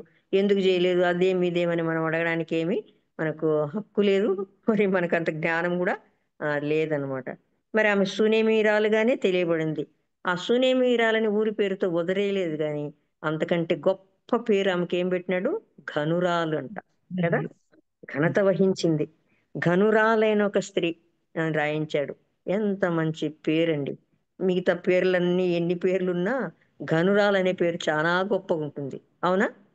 మనల్ని ఎవరన్నా ఈమె చాలా ఘనంతో నిండింది, ఈమె చాలా జ్ఞానవంతురాలు అన్నారంటే మన పేరు కంటే అది ఇంకా చాలా బలమైన పేరా కాదా? చాలా గొప్పది. సో దేవుడు పేరైతే రాయించలేదు, కానీ ఘనురాలైన స్త్రీని, అందుకే ఘనురాలైన స్త్రీ అనే రాసుకున్నాను, సునీవీరాలు రాయకుండా ఘనురాలైన స్త్రీ. ఎంత మంచి పేరు సంపాదించుకుంది. ఎందుకు? ఆమె సత్క్రియలను బట్టి. ఒక దైవ సేవకుడు అట్లా వెళ్తున్నాడు, ఎలీషా రోజు అటు వెళ్తాడు, ఆ పట్టణం గుండానే పోతాడనేసి ఆయనకు వాళ్ళ ఇంట్లో గోడ మీద గది కట్టి, అమ్మో, ఎవరైనా ఇంట్లో ఆతిథ్యం ఇవ్వడానికే 10 సార్లు ఆలోచిస్తాం. మనకు ఎప్పుడైనా సేవకని వస్తే మనం ఇంట్లో ఆదరిస్తున్నాము, వాళ్ళని పిలుస్తున్నాము ఇంటికి. నేను చాలా మార్లు అడిగాను అనమాట. మనం చాలా కారణాలు ఎత్తుకుంటాం, మా ఇల్లు సరిగా లేదు, మా ఇల్లు సరిపోదు, అనుకూలంగా లేదు, అదో ఇదో, మరి వాళ్ళకి ఇస్తే మేము చాలా సర్దుకోవాల్సి ఉంటుందను చాలా రకాలుగా ఆలోచించి మనం దైవ సేవకుని ఇంటికి పిలుచుకోం. వాళ్ళ పాదాలు మన ఇంట్లో మోపితే అది ఎంతో ఆశీర్వాదకం కదా. ఏమన్నాడు? ప్రార్థించి వారి పాదాలు పర్వతాల మీద ఎట్లుంటాయంట? సుందరములంట. వాళ్ళ పాదాల చోట సుందరంగా ఉంటుందంటే మనం నాయన ఆ పాదాలు మాకు వద్దు అంటున్నాం మనం. పిలుచుకోవడం లేదు అసలు వాళ్ళని మనం. అట్లా ఈమె ఒకేసారి ఏకంగా ఊరికి ఇంటికి పిలిచడం కాదు, భోజనానికి పిలుస్తోంది. అంత మాత్రమే కాకుండా ఏం చేసింది? ఆయనకు ఒక గది కట్టించేసింది. గది కట్టించి అక్కడ ఏం చేసిందంట 10వ వచనంలో, గోడ మీద ఒక చిన్న గది కట్టించి అందులో అతని కొరకు మంచము, బల్ల, పీట, దీప స్తంభము ఉంచుదము. భర్తను ఒప్పించి చేస్తుంది, సొంతంగా కాదు కదా. భర్తను అడిగి ఆయన కట్టిస్తాం చేస్తామని చెప్పి చేసిందనమాట. ఎంత ఘనమైనది, నిజంగా ఘనురాలే ఆమె. మరి అంత మంచి పేరు, ఆమె సత్క్రియను బట్టి ఆమె మంచి పేరు తెచ్చుకుంది. తర్వాత కుమారుని పొందింది. ఆ తర్వాత ఆ పిల్లవాడు మరి చనిపోతే తిరిగి బ్రతికించుకుంది కదా. అవన్నీ మనకు తెలిసినాక అవన్నీ చెప్పడం లేదు. అన్నిటికంటే ముఖ్యంగా ఆమెకు ఏమని కరువు వస్తుంది, నువ్వు ఈ దేశాన్ని వదిలి వేరే ఎక్కడికైనా పో అని చెప్పాడనమాట ఎలీషా. చెప్పినప్పుడు మరి ఆమె వెళ్ళి తిరిగి వచ్చినప్పుడు ఆమె ఆస్తి అంతా మరి ఎవరో తీసేసుకున్నట్టుగా చూసి మరి రాజు దగ్గరికి వెళ్ళింది. రాజు దగ్గరికి వెళ్తే అక్కడ ఎవరున్నారు రాజు దగ్గర? ఈమెను గురించే చెప్తూ గెహజీ ఉన్నాడు. అంటే ఆమె చరిత్ర ఇంకా వేరే దేశానికి కూడా వెళ్ళిపోయింది, రాజు దగ్గరికి వెళ్ళిపోయింది అనమాట. ఆమె చేసిన సత్క్రియను బట్టి దేవుడు ఆమెను ఎంతగానో ఆశీర్వదించినాడు. ఎలీషా ఆమె బిడ్డను బ్రతికించినాడు. ఆ సంగతులన్నీ చెప్తున్నాడు అనమాట గెహజీ ఇక్కడ ఉండే రాజుకి. అప్పుడు ఈమె అక్కడ ప్రవేశించినప్పుడు ఆ రాజుకు ఈమెను గురించి చెప్పి నేను చెప్తున్న స్త్రీ ఈమెనే అని అన్నాడు కదా. రాజుల 2వ గ్రంథం 8వ అధ్యాయంలో మనం ఆ మాట చూస్తాం 5వ వచనంలో కదా. ఎలీషా బ్రతికించిన బిడ్డ తల్లి తన ఇంటి గూర్చి భూమిని గూర్చి రాజుతో మనవి చేయవచ్చును. అంతటా గెహజీ, నా ఏలినవాడు ఆయన రాజా, ఆ స్త్రీ ఇదే కదా. ఎంత మంచి సాక్ష్యం! ఈమెనే. ఆమె కథ చెప్పడానికి ఆస్కారం వచ్చింది అనమాట. తనను గూర్చి చెప్పడానికి, తను చేసిన మంచి కార్యం, ఆ సత్క్రియను గూర్చి చెప్పడానికి. మరి ఇంకొకరు గెహజీ, శాపగ్రస్తుడైన గెహజీ అక్కడ చెప్తున్నాడు అనమాట. చెప్పి ఆమె ఆస్తి పొందిందని కాదు, మరి ఇంకొక దేశంలో ఆమెను గురించి చెప్పుకునేటట్లుంది. మనల గురించి చెప్పి ఏమని చెప్పుకుంటున్నారు? మన సంఘంలో చెప్పుకుంటున్నారు అసలు ఆ అక్క అమ్మ చాలా మంచిది, ఆ అక్క చాలా దయగలది, ఆ అక్క చాలా మంచిగా మాట్లాడుతుంది, ఆ అక్క చాలా ఆదరిస్తుంది అంటున్నారా? అసలు పట్టించుకోదండి, వినదండి, తల తిప్పుకొని పోతుందండి, ఏమంటున్నారో మనల గురించి మనకు తెలీదు కదా. సో ఆమె తన సత్క్రియను బట్టి మరి కొనియాడబడింది, ఘనురాలుగా ఎంచబడింది అనమాట. సో అది మనం రాజుల గ్రంథంలో చూసాము. తర్వాత అదే అహల్యాను యజబేల్ గురించి కూడా మనం చూసాం. యజబేల్ చాలా దుర్మార్గంగా, ఆమె కుమార్తె అయిన అతల్య ఇంకా భయంకరమైన కుమారులకి ఏం నేర్పిస్తుందంట? ఆమె దుర్మార్గముగా ప్రవర్తించడం నేర్పించిందంట. భయంకరమైంది కదా. 2వ దినవృత్తాంతం 22:3 చూస్తాం మనము. అతల్య దుర్మార్గముగా ప్రవర్తించుట తన కుమారునికి నేర్పించినందు ఎంత ఘోరం అండి! ఎంత ఘోరము! ఏం చెప్పకుండా ఊరికే ఉన్నా బాగుండేది. ఇంకా ఏం చేసింది? పిల్లలందరినీ చంపేయించింది అసలు ఆమె. వాళ్ళని మొత్తం చంపేసి తనే రాజు అయింది. ఎంత దుర్మార్గురాలు కదా. పిల్లల్ని ఎవరైనా చంపుకుంటారా? చంపేసింది ఈమె. అందరినీ చంపి తను రాజ్యాన్ని పరిపాలించింది. ఏమి తన ఏ క్రియ, ఆమె క్రియలు ఏవి కూడా సత్క్రియలు కావు, దుర్మార్గమైన క్రియలు. ఎలాంటి క్రియలు చేస్తా ఉంది చూడండి. దేవునికి ఇష్టం లేని పనులు అవన్నీ. దేవుడు ఏర్పరచుకున్న వారిని అందరినీ చంపేసింది అనమాట. సో అలాగా మనం ఉండకూడదు అని మరి హెచ్చరించబడుతున్నాం. తర్వాత అయిపోయింది. మరి పాత నిబంధనలో ఇంకా ఎస్తేర్ని గురించి కూడా మనము తెలుసుకోవచ్చు. ఇంకా నేను ఎస్తేర్ని గురించి చెప్పదలుచుకోలేదు. చాలా మంది స్త్రీలు ఉన్నారు. కొత్త నిబంధనకు వద్దాం. కొత్త నిబంధనలో ఒక 2 స్త్రీలను చూసుకొని ముగిద్దాం. కొత్త నిబంధన లూకాసు వార్తలో మరియ కదా. మంచి స్త్రీ అంటే ఎవరంటే బీదరాలే, కానీ ఏమని దూత కనిపించి చెప్పినప్పుడు దయాప్రాప్తురాలని కుమారుడు కలుగుతాడని చెప్పినప్పుడు ఆమె ఏమనింది? లూకాసు వార్త 1వ అధ్యాయం. ఎంతగా ఒక దూత చేత ఆమె ఏమని పిలువబడుతుంది అక్కడ? దయాప్రాప్తురాల. ఎంత మంచి పేరండి, ఎంత మంచి బిరుదండి అది, దయాప్రాప్తురాల. దయకు పాత్రురాలైంది ఆమె. దయను పొందుకుంటా ఉంది, ఇంకా పొందుకోకముందే ప్రాప్తురాల, నీకు ప్రాప్తించింది అని చెప్పేస్తున్నాడు. దయాప్రాప్తురాల, దయకు పాత్రురాల ఆమె, దయ పొందడానికి అర్హురాలైపోయింది. ఎంత మంచిదండి. ఆమె క్రియని ఇంకా ఏమి చేయలేదు, కానీ లోకంలో ఆమె ఎంతో మరి బాగా జీవిస్తుంది అనమాట. లోక పాపములు అంటకుండా జీవిస్తుంది అనమాట. మరి అలాంటి జీవితం కలిగిన ఒక వ్యక్తిని, ఒక స్త్రీని దేవుడు ఎన్నుకున్నాడు. ఆమె ఎంత అందంగా తండి, బాహ్యంగా మరి అందంగా ఉందో లేదో మనకు తెలియదు, కానీ బట్ ఆమె జీవితం ఎంత దేవుడు ఏర్పరచుకుంటే అట్లాంటి జీవితం కలిగింది. ఎంత మంచి క్రియలు చేసిందో ఆమె మనకు తెలియదు. అలాగే మరి ఇంకా ఏమంటున్నాడు 38 ప్రభు దాసురాలు, నువ్వేం చెప్తే నాకు అదే జరుగును కాక. ఏం భయపడడం లేదు. మరి ఆ కాలంలో మనం చూస్తాం, పెళ్లి కాకుండా గర్భం ధరిస్తే రాళ్లతో కొట్టి చంపుతారు అని మనము చదువుకుంటాం పాత నిబంధన గ్రంథంలో అంతా. మరి లేవియా కాండం అక్కడ. అట్లాంటిది ఈమె ఏమంటుంది? ఏమి భయపడకుండా ఏం చెప్తోంది? 1వ అధ్యాయం 38వ వచనంలో ఏమనిందో చూడండి. అందుకు మరియా, ఇదిగో ప్రభు దాసురాలను, నీ మాట చొప్పున నాకు జరుగును గాక అనెను. అంతటా దూత ఆమె యొద్ద నుండి వెళ్ళెను. నీ మాట చొప్పున నాకు జరుగునుగాక అంటుంది. ఆ తర్వాత మరి అవన్నీ కూడా నువ్వు చూసుకుంటావా? మనమైతే అడిగింది, సరే నువ్వు చెప్పినట్టు వింటాను కానీ వాళ్ళంతా రాళ్లతో కొట్టకుండా నన్ను చూడు మరి అనిందుమా? తప్పకుండా అడుగుతాం. నాకు ప్రొటెక్షన్ నేను ఇట్లుంటే కూడా నాకు చెడ్డ పేరు రాకుండా చూడు, నేను ఒప్పుకుంటాను ఖచ్చితంగా లేదు. ఖచ్చితంగా నేనైతే ఖచ్చితంగా అడిగిండు. నువ్వు అట్లా ప్రామిస్ చేయి, నేను ఇది ఒప్పుకుంటాను ఎందు. అబ్బా ఆమె చూడండి, నీ మాట చొప్పున నాకు జరుగును గాక అనేసింది అనమాట. అట్లే జరిగినాయి నాకు. ఆ తర్వాత వచ్చే కాన్సిక్వెన్సెస్ ఏమీ ఆలోచించలేదు. ఎంత అందంగా ఉంది అసలు ఆమె, దయాప్రాప్తురాల. ఎంత మంచి పేరండి, దయకు పాత్రురాలు అయిపోయింది అసలు ఆమె అప్పుడే. ఆ?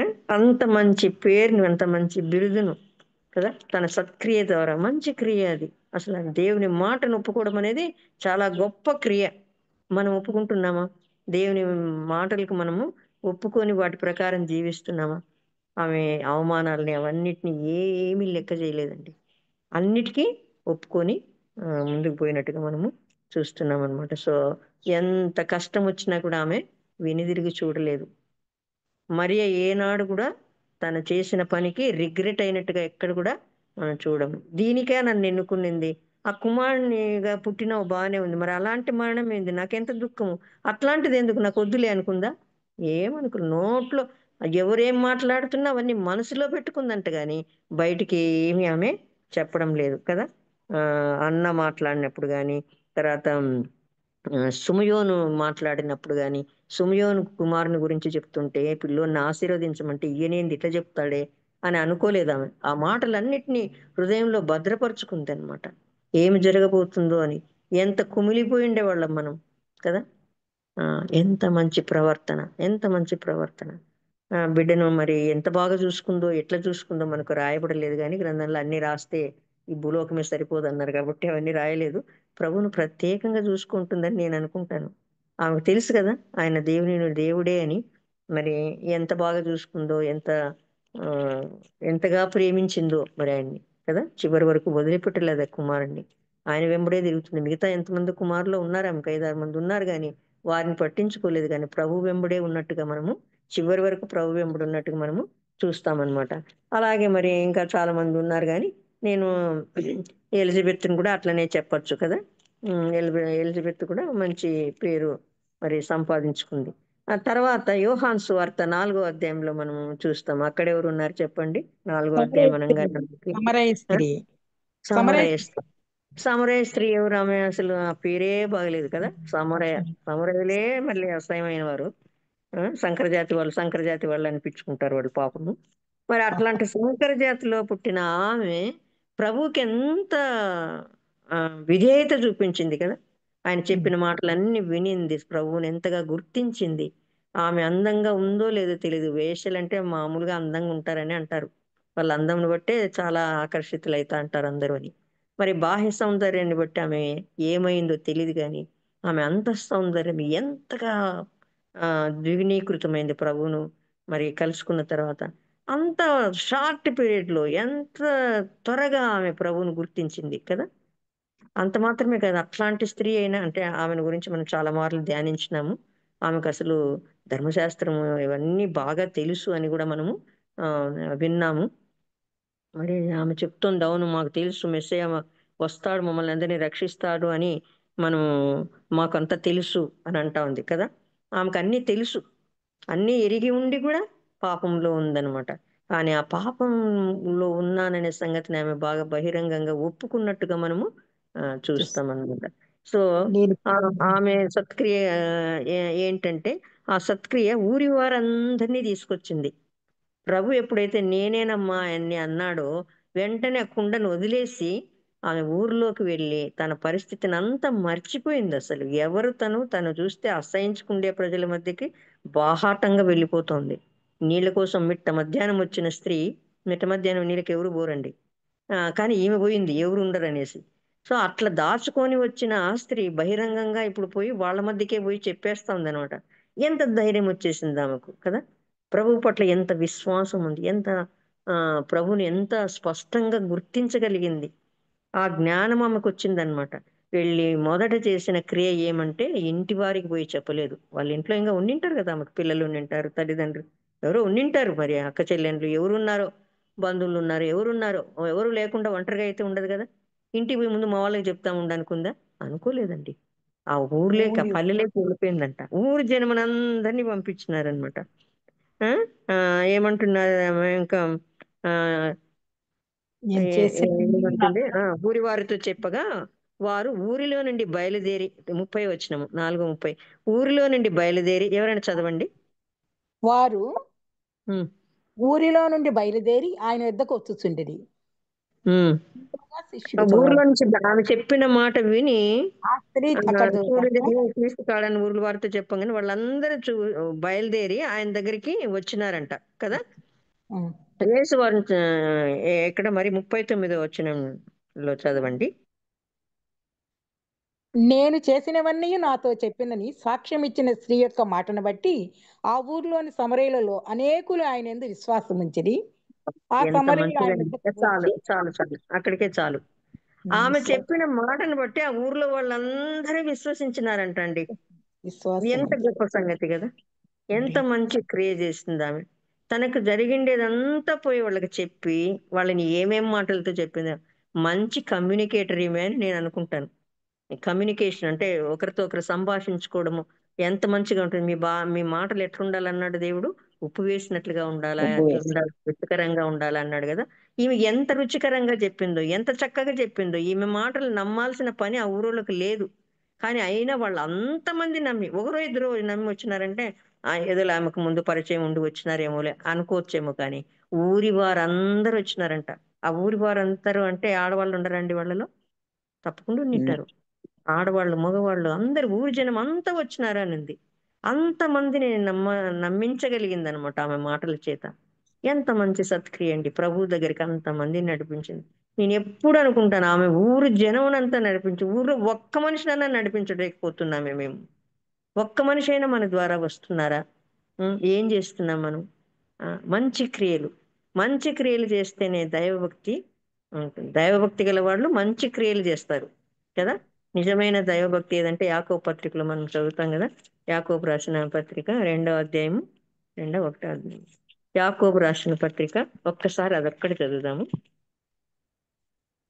యాకోబు 1వ అధ్యాయము 27వ వచనం. తండ్రి అయిన దేవుని ఎదుట పవిత్రము నిష్కలంకమైన భక్తి ఏదనగా దిక్కులేని పిల్లలను, విధవరాండ్రను వారి ఇబ్బందిలో పరామర్శించుటయు, ఇహలోక మాలిన్యం తనకంటకుండా తన్ను తాను కాపాడుకుంటే. నిజమైన భక్తి ఏమదంట? తను తాను కాపాడుకోలే, ఈ లోకంలో ఉండేటివన్నీ అంటుకోకుండా కదా. నిజమైన భక్తి ఎంత బాగా, ఇంకా ఆ పాపాలన్నీ ఆ క్షణంతో వెళ్ళిపోయినాయి ఆమె దగ్గర నుంచి. ఆ మాలిన్యం ఏది లేదనమాట. వాళ్ళు అది గుర్తించినారు. ఆమె చాలా చెప్తా ఉండేది, చాలా నిజాయితీగా చెప్తా ఉంది. ఈమె వేస్ట్ కదా అని అనుకుంటే వాళ్ళు ఎవరైనా వచ్చిండే వాళ్ళ? ఒక్కరు కూడా వచ్చిండేవాళ్ళు కదా అసలు. పోమ్మ బలి చెప్పినావు కానీ నువ్వు చెప్పే మాటలు వింటే అంతే అని ఉండేవాళ్ళు. కానీ ఊరు జనం కదిలి వచ్చేటట్లుగా ఆమె ప్రవర్తన, ఆ క్రియ అంత చక్కగా మరి ఆడ చెప్పగలిగింది అనమాట. తర్వాత చివరిగా సమరయ స్త్రీ అయిపోయిన తర్వాత మరి అపోస్తలుల కార్యంలో ఇద్దరిని చూసి ముగించుకున్నాం. మొదట తబిత కదా. తబిత 9వ అధ్యాయంలో మనం తబితాను చూస్తాం. తబితాను గురించి ఎంత బాగా చెప్తున్నారు. వివరాలు అందరూ చెప్తున్నారు కదా. పేతురుకు ఒకరు తర్వాత ఒకరు వచ్చి వర్ణించి చెప్తున్నారు. కుట్టిండే అంగీలు, వాళ్ళకి చేసిన అన్ని ఏమేమి చేసిందో అవన్నీ కూడా చూపిస్తున్నారు వచ్చి అనమాట. ఉన్నప్పుడు ఏమంటారు 39వ వచనంలో, విధవరాండ్రందరూ, చివరిగా చదువుతున్నాను, విధవరాండ్రందరూ వచ్చి ఏడ్చుచు దొర్కా తమతో కూడా ఉన్నప్పుడు కుట్టిన అంగీలు వస్త్రములను చూపుచు అతని ఎదుట నిలిచిరి. బ్రతికించని చెప్పడం లేదు, వచ్చి నిలిచి ఇవన్నీ చేసిందా, ఆమె లేకపోతే ఎట్లా? ఇండైరెక్ట్ గా వాళ్ళు అదే అడుగుతున్నారు. ఆమె లేకపోతే ఎట్లా, మాకింత సహాయం. ఆమె సత్క్రియలన్నీ చెప్తున్నారు వాళ్ళు ఎంత బాగా చేసేది అని. ఆమె మంచి క్రియలు చేయకపోతే వాళ్ళు చెప్పరు కదా. ఆ సత్క్రియలు అనేటివి లేకపోతే చెప్పిండేవాళ్ళు కానే కాదనమాట. సో పేతురు అందరినీ వెలుపలికి పంపించి ఆమెను బ్రతికించినట్లుగా మనము చూస్తాం. దోర్కలాగా మనం సహాయపడుతున్నామా ఇంకొక క్రియ, మన క్రియ ద్వారా ఇంకొకరు మేలు పొందుతున్నారా? అవే సత్క్రియలు. ఇంకొకరికి మేలు కలిగే ఏ క్రియ అయినా కూడా అది సత్క్రియనే అవుతుందన్నమాట. అలాగే మరి ఇంకొక ఆమెను మనము చూస్తాం. ఇంకొకరు ఎవరు మనకు? ఈ అక్క కాదు. అపొస్తలుల కార్యం 16వ అధ్యాయంలో ఆమె క్రియ ద్వారా 16వ అధ్యాయంలో ఇక్కడ లూదియా లుదియా కదా అక్క. లుదియా. లుదియా ఎంతో గొప్ప లుదియాని మనము ఇక్కడ 14వ అధ్యాయం 14వ వచనంలో నుంచి చూస్తాం అన్నమాట. అప్పుడు లుదియా అనే దైవభక్తి గల ఒక స్త్రీ. ఎంత మంచి మాట రాయబడిందండి బైబిల్లో. దైవభక్తి గల ఒక స్త్రీ. దైవభక్తి ఉందంటే వాళ్ళకి ఏమేమి ఉంటాయని ఇంతదాకా చూసినాము. వివరాండ్రను దిక్కులేని వారిని ఆదరించే వారిగా ఇహలోక మాలిన్యం అంటకుండా ఉండే వాళ్ళే దైవభక్తి గల వాళ్ళు అంటున్నాడు. సో ఈమెకు ఆ దైవభక్తి ఉందన్నమాట. ఆ దైవభక్తి ఉండడం బట్టి ఆమె ఏం చేసింది, ఆమె హృదయం తెలిసి పెద్ద వ్యాపారస్తురాలు ఊదారంగ పొడి అమ్ముతున్నారంటే వాళ్ళు చాలా మంచి బిజినెస్ మ్యాన్లు అంటే చాలా గొప్ప వ్యాపారం అది. ఎందుకంటే ఆ ఊదారంగు సామాన్యమైన ప్రజలు కొని వాడుకుంటే అట్లాంటిది కాదనమాట. రాజుల వస్త్రాలు దేవాలయాల్లో తెరలకేస్తారు. అట్లా గొప్పగా వాడబడేది అనమాట. ఊదారంగు అనేది చాలా కాస్ట్లీ. ఈ నేటికి కూడా ఊదారంగు వస్త్రాలు కొంచెం ఖరీదు ఎక్కువే ఉంటాయి అనమాట. ఆ రంగు చాలా కాస్ట్లీగా ఉంటుంది. అది తయారు చేయడం మరి కష్టమో ఏమో తెలియదు కానీ ఊదారంగు వస్త్రాలు కానీ ఊదారంగు పొడి కానీ ఎక్కువ విలువైనది అనమాట. సో బంగారు వ్యాపారం చేస్తారంటే మనం ఏమంటాం, వాళ్ళు చాలా గొప్ప వ్యాపారస్తులు, బంగారు వ్యాపారం చేస్తారు వాళ్ళు అంటాం, అవునా? సో ఈ ఊదారంగు అమ్మే వాళ్ళు కూడా అట్లా గొప్ప వ్యాపారులు అనమాట. అట్లాంటి వ్యాపారం ఆమె భర్త వ్యాపారం చేస్తాండి అని రాయబడలేదట. ఊదారంగు ఏమి కెమెరా ఊదారంగ పొడిని ఆమె ఆ వ్యాపారం చేస్తుంది. భర్త కొడుకులో ఇంకొకరు ఎవరు చేయడం లేదు. వ్యాపారవేత్త. ఆ కాలంలోని స్త్రీలు ఎంతో అణచబడిన కాలం అది కదా. స్త్రీలు బయటకు రాకూడదు, స్త్రీలు అది చేయకూడదు ఇది చేయకూడదు అని ముఖ్యంగా అసలు ఇశ్రాయేలీలు చాలా పట్టింపు స్త్రీల పట్ల. అట్లాంటి సమయంలో వ్యాపారవేత్తగా ఉందంటే ఆమె ఎంత తెలివైనదై ఉండాలి, ఎంత గొప్పదై ఉండాలి కదా. అట్లాంటి ఆమె ఏమంట దైవభక్తి గలది అని పేరు తెచ్చుకుందండి. ఎంత మంచి పేరు అది కదా. లుదియాను దైవభక్తి గల ఒక స్త్రీ. బా చాలా మంచి బిరుదండి, చాలా మంచి. ఆమె సత్క్రియ ఆమెను ఎంతో గొప్పగా ఆమె ఎన్నో సత్క్రియలు చేసింది కాబట్టి ఆమె దైవభక్తి గలది అని అంటున్నాను. వెంటనే ప్రభువును అంగీకరించి హృదయంలో చేర్చుకుంది. చేస్తేనే ఇంటి వారు అందరు కూడా రక్షించబన్నారు.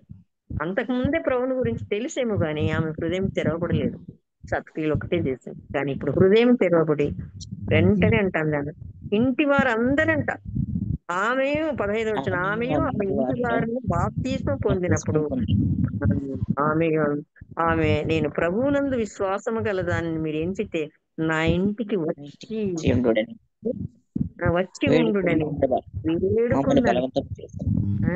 వేడుకొని బలవంతం కూడా చేస్తుందంట.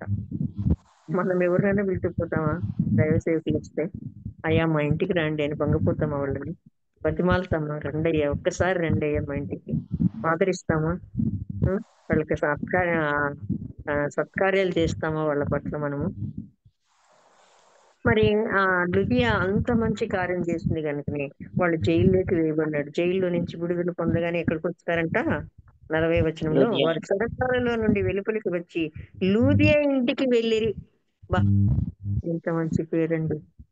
ఆమె ఎంత మంచి సత్క్రియ చేయకపోతే, ఎంత మంచి దైవభక్తురాలు కాకపోతే ఎవరు పోతున్నారు వాళ్ళ ఇంటికి?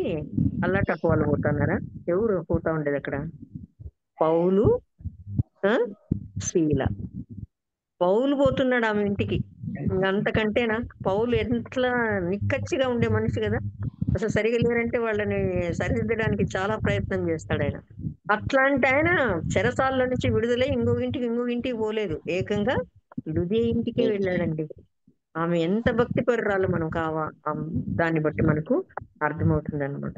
సో ఈ రోజు మనము దైవభక్తి గల స్త్రీలు అయితే మన ప్రవర్తన ద్వారానే మనము దైవభక్తి గలవారం అని తెలుస్తుంది. సత్క్రియలు తప్పకుండా చేసేవారిగా ఉంటాం అనమాట దైవభక్తి గలవారం అయితే. మరి పౌలు నిజంగా మరి తిమోతికి రాసిన రీతిగా మన బాహ్యమైన అలంకారాలు కాదు, గలగల వస్త్రాలు, నగలు, అవి ఇవి జడలలేది, మరి రకరకాల ఫ్యాషన్లు పోవడం కాదు, బాహ్యమైన సౌందర్యం అసలే కాదు. వాళ్ళందరూ యాక్సిడెంటల్ గా బాహ్యంగా కూడా సౌందర్యంగా ఉండి ఆత్మ సౌందర్యం కలిగిన వాళ్ళని కొంతమందిని చూసాం కానీ బయట ఎంతో అందంగా ఉండి వికృతంగా ప్రవర్తించిన వారిని కూడా మనము ఇద్దరిని చూసాం. 2 పోలికల్లో ఎవరు ఎక్కువగా ఆశీర్వదించబడినారు? అంతః సౌందర్యం గల వారు చాలా ఎక్కువగా ఆశీర్వదించబడినారు. వారు ఎంతగానో ఈ నోటికి కొనియాడబడుతున్నారనమాట. సో అలాగా మనం కూడా దోర్కా లాగాను, తబిత లాగాను, ఆ, ఇయ్యాలాగా. తర్వాత లుదియా లాగా మనం కూడా ఉండాలని దేవుడు ఆశపడుతున్నాడు అనమాట. మనం అలా ఉండి మన సత్క్రియల ద్వారా మన దైవభక్తిని మనము ఇంకా పెంపొందించుకోవాలని దేవుడు ఆశిస్తున్నాడు. అలా ఉండడానికి దేవుడు మనల్ని అందరినీ ఆశీర్వదించును గాక. టైం కొంచెం ఎక్కువైంది, క్షమించండి. మరి నాకైతే ప్రేయర్ రిక్వెస్ట్ ఏం చెప్పలేదు, నిన్న మొన్న అన్ని చెప్పిన రిక్వెస్ట్లే కదా. మరి సహోదరి అమృతక్క హాస్పిటల్ అమ్మా చెప్పమ్మా. అక్క 4 రోజుల క్రితం యూత్ మీటింగ్ కర్నూలులో ఉంది, ప్రేయర్ చేయమన్నారు అవును, కదక్క. చెప్పారు. మహాకృప వల్ల బాగా జరిగింది. ఈ రోజు మధ్యాహ్నానికి అయిపోయిందక్క. పిల్లలు మా ప్రభుత్వం ప్రత్యూష వాళ్ళ కుటుంబము హైదరాబాద్ కు వెళ్తూ ఉన్నారు, ప్రయాణంలో ఉన్నారక్క. ప్రార్థనలో పెట్టండి. ఓకే అమ్మా, అక్కడ మీటింగ్ వింటున్నారు కదా. చూస్తాము. ప్రార్థన చేయబోయే వాళ్ళు ఈ విషయాన్ని కూడా జ్ఞాపకం ఉంచుకోండి. బాగా ప్రత్యూష జరిగిందక్క. ప్రార్థించిన అందరికీ ప్రత్యేక వందనాలు.